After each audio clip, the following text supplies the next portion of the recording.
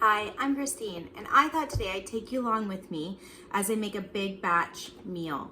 So this is actually a meal that I'm going to be dividing into 3 portions. It'll be enough for a family of 2 adults and 3 kids per meal, as long as you have a vegetable side or bread or applesauce to go along with it. It's not hard. There's nothing extraordinary about this meal. Except for the fact that I'm gonna cook once today, and we're either gonna be able to eat it twice, or more likely, we'll give away a portion and we'll have 1 extra portion left in our freezer. So come along with me and see what we're making today. So I'm also gonna show you the trick today of how to add red lentils to your pasta. Pasta is something that sometimes we buy the smart pasta with the fiber added. Sometimes I buy this because it's on sale. And let's be real, we're all on a budget these days. Something has to give. We personally, maybe other people can, we can't have the best of the most expensive food every night of the week. And if it comes down to it and I need something fast and cheap and easy, pasta is my go-to, mainly because I can pack all sorts of healthy nutrients on top of it, and these carbohydrates will keep my kids and my husband going for the rest of the day. And we usually have enough left that we have it for lunch the next day, and it fills them up again. With the pasta and lentils, I'm going to be sauteing in a little bit of lard that I rendered earlier this year, a few mushrooms, a little bit of chicken that we had left over from a chicken dinner last night, as well as some frozen spinach that's actually still in the microwave. When you're dealing with frozen spinach, you always want to make sure that you wring out all the extra water, or your final product's going to get really watery. I also have in my crock pot, which you can't see, a chicken broth that I made last night after we were done dinner. I just stuck all the chicken bones back into the crock pot with the extra vegetables that nobody ate for dinner. Filled it up with water, added a couple spices, boiled it until I went to bed last night, popped it in the fridge, and today I took all the bones and the vegetables out of it, put it back on to boil. I have this really delicious French onion spice mix that I used in it. Sorry, I'm looking at my kids out there. They're playing with the neighbors, so I think they're all just running over across the street to come find our backyard. Their snack must be gone. Anyway, I made a quick broth, put lots of spices in it. I really like to use this if I know that I'm going to be turning my broth into a gravy or a sauce for pasta. It adds a lot of flavor. It is Dutch. It's the Maggi bouillon cubes. I'm not sure it has the best ingredients in it. The last time I found one that had ingredients in English, can you see there? Let me see if I can get it to zoom in for you. I don't think I can, maybe. No, so the ingredients are in Dutch. It doesn't matter, but the last time I checked the English ingredients, I'm pretty sure they still included a little bit of MSG in these, which probably makes it extra delicious, but probably if you're conscious of your MSG consumption, I wouldn't go with this. There's lots of other options that you can add to your broth. However, the amount that we use it for and just the tastiness of it is what keeps me coming back to this, especially for our gravies. It's just really, really tasty. So yeah, I'm gonna make a little cream sauce with the broth and chicken and mushrooms and spinach. And I'm just gonna make enough cream broth. Basically, instead of using canned soup, I'm gonna make a cream broth for myself. And we're just gonna use that and make a macaroni casserole, just like you would if you were using condensed milk. So this is a bit of a healthier recipe in that way because it doesn't have any pre-canned store-bought ingredients. All right, first things first. Have to get our lard on to melt in the pan. So I don't love using a lot of lard because I don't want the flavor to come through too much. And we're gonna get it melting on low, and then I'm going to chop my vegetables, chop my chicken, squeeze my spinach, and add it all together.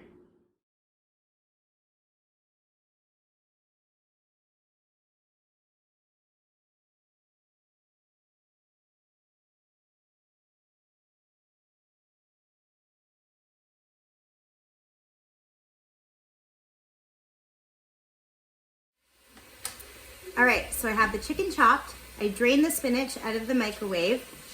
And right now I'm just sauteing my mushrooms. I'm gonna get a little bit of salt and a little bit of garlic to add to them. Garlic. And salt.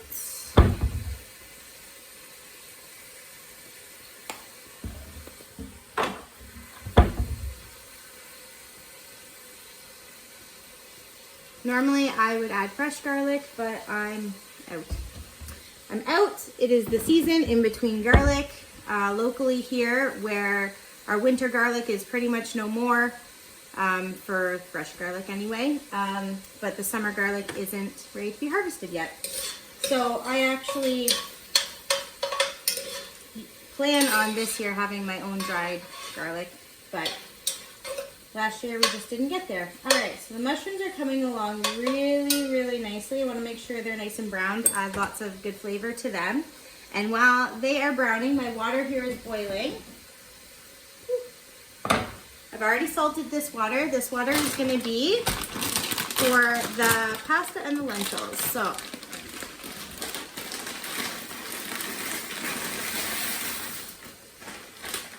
this is an entire 900-gram bag of pasta. Plain old white pasta.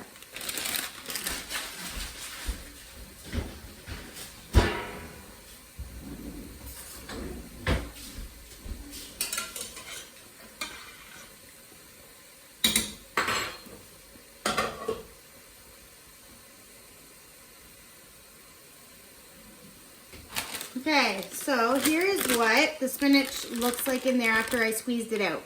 There's a little bit of liquid left, but not too much, so we're going to go ahead and add that.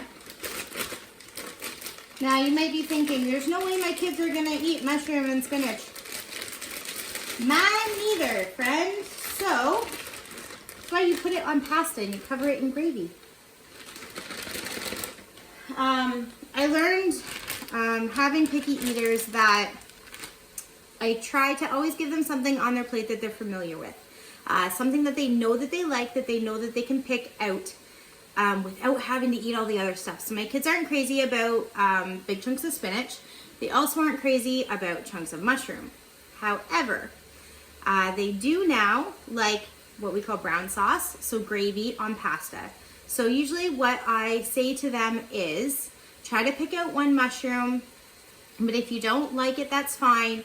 Eat the pasta, just pick around the big chunks of mushrooms. That's half the reason why I leave the mushrooms as big chunks, because they're a food that my kids are still learning to like. Same with the spinach. Some of the spinach will just naturally get caught up in the swirlies of the pasta and they will eat it. And some of the spinach they'll pick and put to the side. And I just let them do that for now. They're also learning that spinach isn't a horrible thing either. However, I know that the gravy that I'm gonna make for this pasta is made from bone broth and it's super nutritious, and I boiled extra vegetables into that liquid. And so even if all they're gonna eat is the pasta with my sneaky lentils and the bone broth gravy, they're doing really well. So they feel like they have a little bit of control over their dinner, but I know that they are getting more nutrients than just white pasta. So we're gonna wait for that pasta to come up to a boil, and after it's boiling, we'll add the lentils. Yes, bud?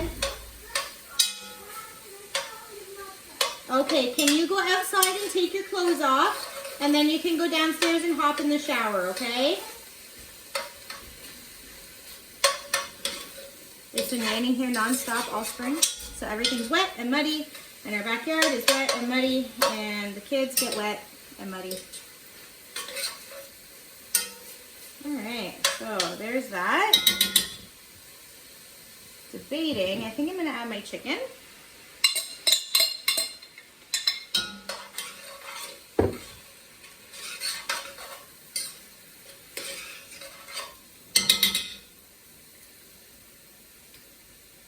I started making kombucha again, so sometimes when I need a little bit of a pick-me-up in the afternoons, I like to grab one out of the fridge and just have a little me time when I cook dinner, especially if the kids are busy with their friends. Let me see. Okay, ooh, it's hot broth. so wondering what the best way to do this is, how to get the broth to the pot without spilling the broth on the way. So let me move a few things here that we're done with. And unplug my crock pot because I'm also done with that. Get my lard out of the way and just drag my entire crock pot system over here. So this is my big thing of broth that I don't even think you can really see. Let me show you. And that, my friends, is why you don't like the pasta lid. Slide down onto the pasta. All right, that's boiling. Get that turned back on. Get this turned down. Stir this broth up here. All right, I was gonna show you that. There's the broth that I'm gonna be ladling in.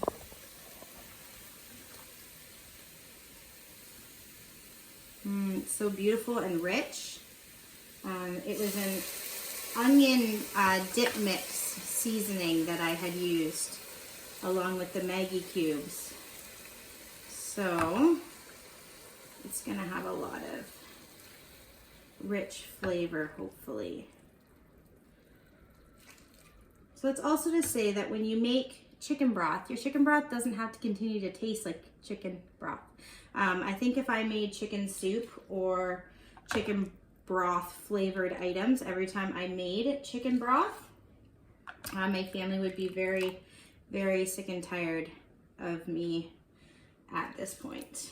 Let me see how much I think we're gonna need. The rest of this I'm gonna put in the freezer, and we'll use this broth for a pot of soup or for gravy at a later date.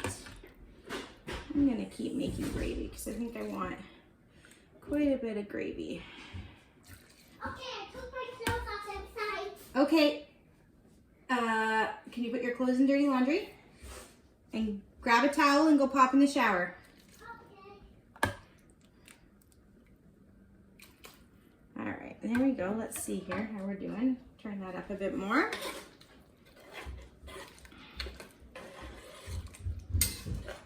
It's also mac and cheese. not, well, I'm making mac and gravy. Mac and noodles? Yes, just noodles with gravy. So that's the nice thing about having older kids as well. Our youngest is going to turn 6, and he can now shower almost independently. So I mean, he falls in the mud outside, and if he's not hurt, he can, for the most part, take care of himself. That took about 6 years of training to get him to that point. Yeah. But we're there, and he actually loves playing downstairs in the shower. So he goes down there, and I know he'll be busy now for as long as I actually let him play down there until I go holler at him. All right, so there's our broth. We're gonna let that all come together. Our pasta here is coming along, so this is when I'm just gonna take our lentils. These are red lentils. Only use red lentils for this.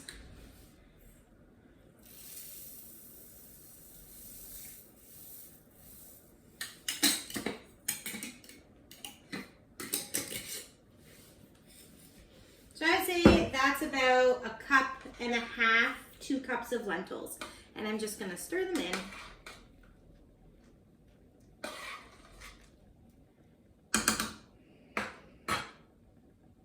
Get that back up to a boil. I'm gonna see what my broth is up to here.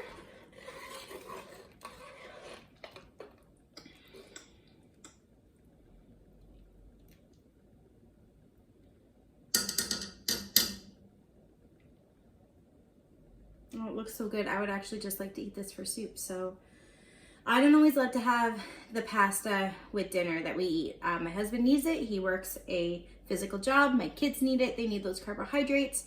I don't really need white pasta. So I might actually just scoop myself out a little bit of this, and I might just be having that as a soup this evening.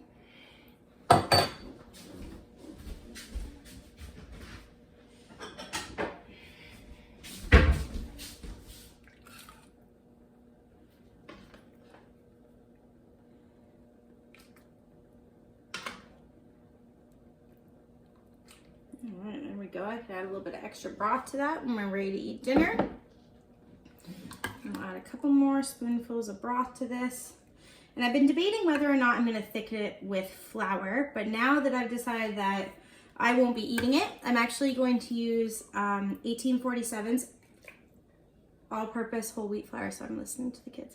1847's all-purpose flour, which is unbleached, organic, actually still has tons of nutrients in it from the wheat. So I'm going to use that to make a flour and water thickener. So all you do is you just mix a little bit of flour, a little bit of cold water in a container. So we've had a few interruptions. I'm just going to go right into my next step. So I've decided I'm going to use a flour and water mixture to thicken up my broth for the pasta, for the gravy. If I didn't want to use flour and water, something else you could use is heavy cream. You just turn off the heat and add heavy cream. That would make it a creamy sauce. It just wouldn't make it super, super thick. Also, the pasta and the lentils are done. They did not need super long. So I'm going to go ahead and drain them, if I can find my oven mitts. And then we'll go ahead and thicken the sauce and put everything together. Okay, let's thicken up our sauce.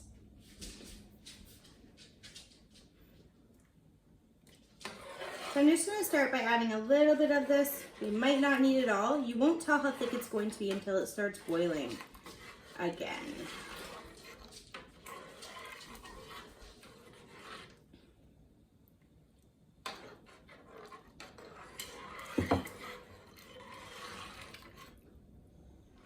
I'm going to add the rest of it in.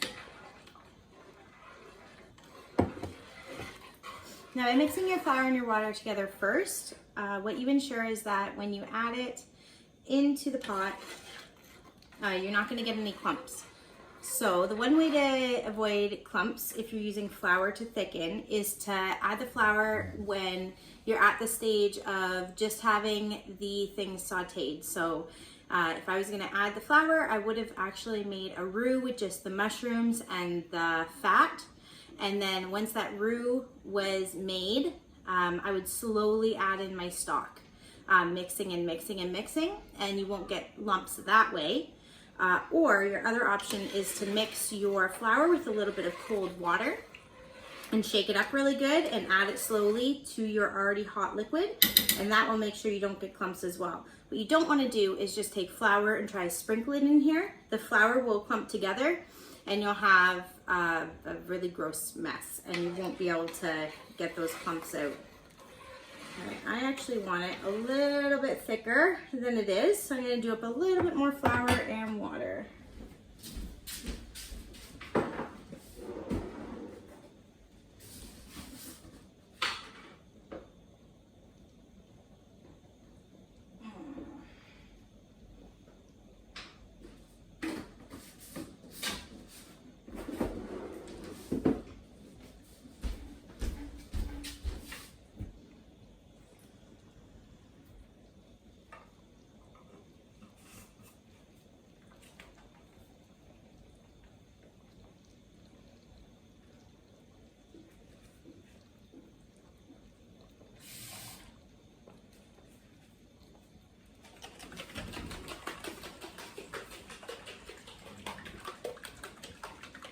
All right, this is shaking up.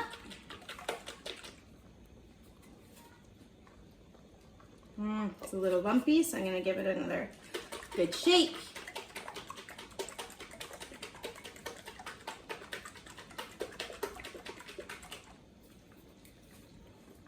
I'm definitely not going to need all of this. A little bit more, make it a little bit thicker.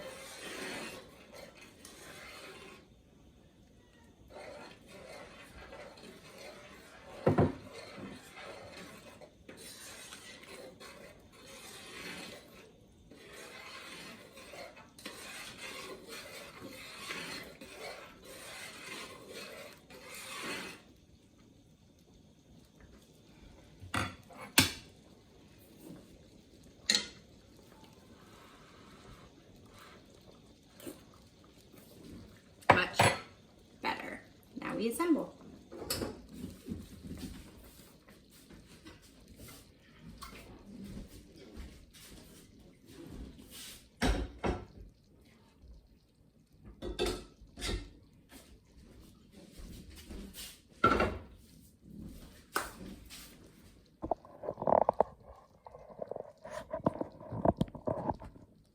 There we go. It's gonna be a little bit better. So we've got our pasta that is cooked, as you can see on here. Ooh, it's hot still. Strained. This hat. Let me bring that a little bit closer for you. You've got little lentils on there, whoop, all around this swirly pasta that I dropped. But that's how it just gets sneakily hidden in there. The kids don't even know it's all the same color. Gotcha.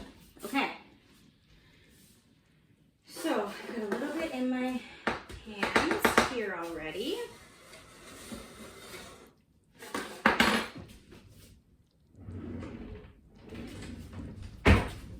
Now what we're gonna do is a little bit of sauce on the bottom of the pans, just so that pasta doesn't stick there. Perfect, and I'm gonna take about a third of this pasta and put it into each pan. Now, ideally, this pasta would be cooked a little bit less. It's a little bit overcooked for my liking. But once it's baked into a casserole, you can put cheese on top and nobody will know.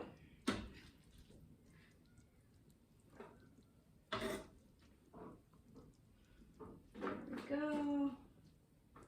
I really wish they sold one of these roasting pans in like a medium size. I find that they're either too small to make a whole family meal, or they're too big. All right, I would say that's about a third and a third of our pasta and lentils. Now I'm gonna slide that back. This is probably hot. Very carefully, it will come over.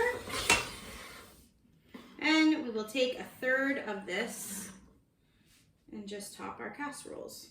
Now, on the casseroles that are going into the freezer, I'm not gonna add cheese to them now. I will add cheese when I take them out to cook them.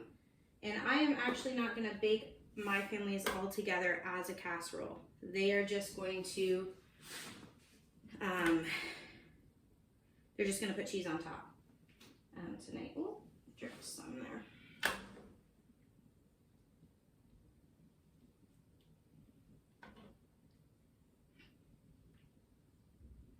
Go. Well, it's coming together really well.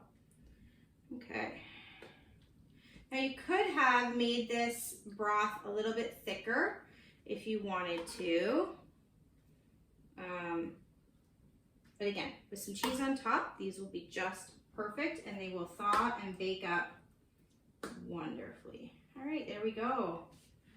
Do one more little scoop on each. A little bigger scoop on this one. Okay. Now we're gonna assemble the one that we are going to eat tonight. So it's this one here.